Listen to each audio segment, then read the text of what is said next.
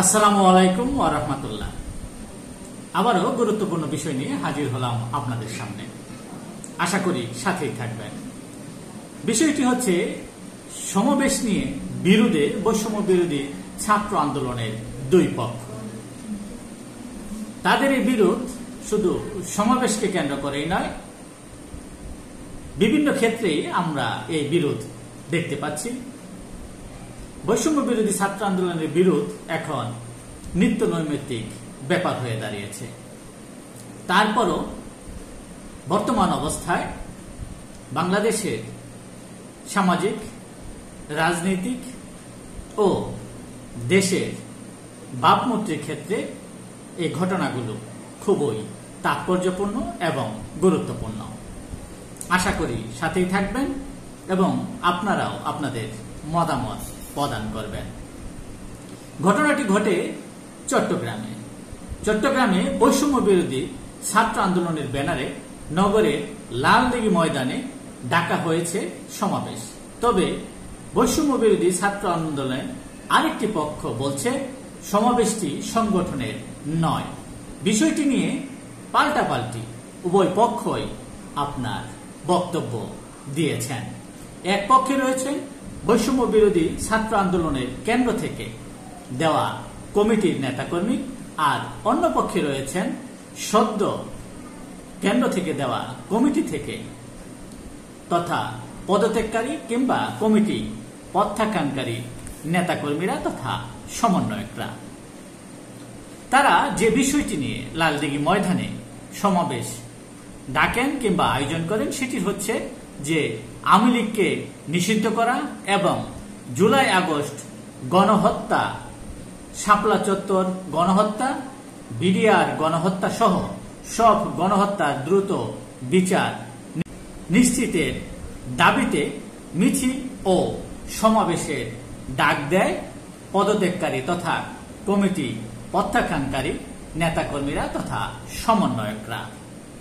এই সমাবেশকে তথা এই সমাবেশ ঘোষণার 1 ঘন্টা পরই অপর অংশটি তারা জানায় যে লালদিঘি ময়দানে সমাবেশটি বৈষম্য বিরোধী ছাত্র আন্দোলনের সমাবেশ নয়। তারা বলেন এটি একটি উদ্দেশ্য প্রণোদিত চেষ্টা, যার মাধ্যমে বৈষম্য বিরোধী ছাত্র আন্দোলনকে কলঙ্কিত করার চক্রান্ত চলছে। এর মানে এক পক্ষ আরেক পক্ষকে কলঙ্কের তথা অভিযোগ দিচ্ছেন। অপরদিকে লালদিঘি সমাবেশকে সমর্থন জানিয়ে হোয়াটসঅ্যাপে খুদে বার্তায় বৈষম্য বিরোধী ছাত্র আন্দোলনের আপনার কেন্দ্রীয় নির্বাহী সদস্য রাসেল আহমেদ সেই সমাবেশের ব্যানারও পাঠিয়েছেন, এমন তথ্যই গণমাধ্যমে উঠে এসেছে। কাজেই এই যে প্রতিদিনই বৈষম্য বিরোধী ছাত্র আন্দোলনের ভেতর আপনার ক্ষমতার পালাবদল কিংবা ক্ষমতার আধিপত্য বিস্তারকে কেন্দ্র করে ঘটনাগুলো ঘটেই চলছে এবং তা দিন দিন প্রকট হচ্ছে। অন্যদিকে আজ 21শে ফেব্রুয়ারিতে বৈষম্য বিরোধী ছাত্র আন্দোলনের অন্যতম সমন্বয়ক, বর্তমানে যিনি জাতীয় নাগরিক কমিটির মুখ্য সংগঠক তথা সার্জিস আলম, তিনি বলেছেন যে 47 থেকে 52, 71 থেকে 24 একই সূত্রে গাথা। 24কে ধারণ করে এবং 52 ও 71 থেকে উজ্জীবিত হয়ে তরুণ প্রজন্মের নেতৃত্বে ছাত্র জনতা ঐক্যবদ্ধভাবে আগামী বাংলাদেশ গড়বে, তিনি একথা বলেন। প্রকৃতপক্ষে সাধারণ মানুষের প্রশ্ন হচ্ছে যে ঐক্যবদ্ধভাবে যে কথাগুলো বলছেন গড়বেন এবং 24-এর স্পিড নিয়ে 52 এবং 71-এর চেতনাকে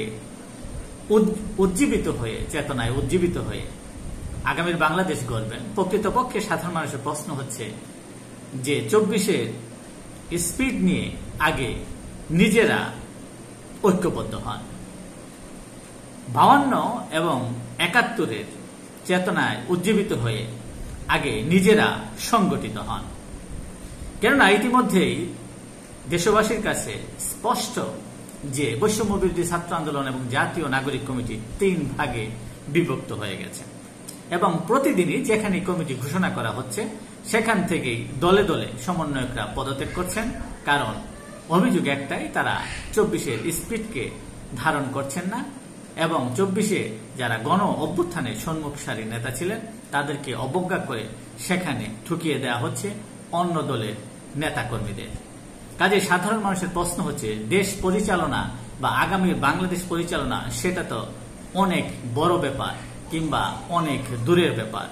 আগে নিজেরা সংগঠিত হন, 24-এর স্পিড নিজেরা ধারণ করুন, 52 এবং 71-এর চেতনায় উজ্জীবিত আগে নিজেরা হন, নিজেরা সংগঠিত হন।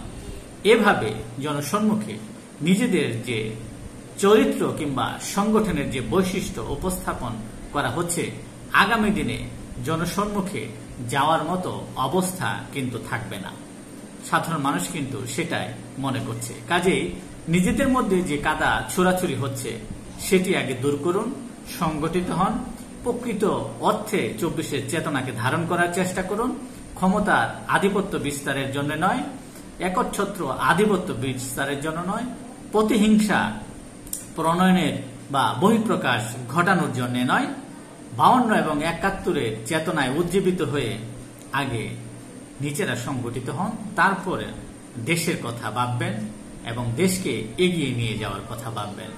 বর্তমান যে বিশৃঙ্খল অবস্থার মধ্যে বৈষম্য বিরোধী ছাত্র আন্দোলন এবং জাতীয় নাগরিক কমিটি সময় পার করছে, সেটা সাধারণ মানুষ ভালোভাবে দেখছে না কিংবা সাধারণ মানুষ তাদের কাছ থেকে অন্তত এমনটা প্রত্যাশা করেনি কখনোই।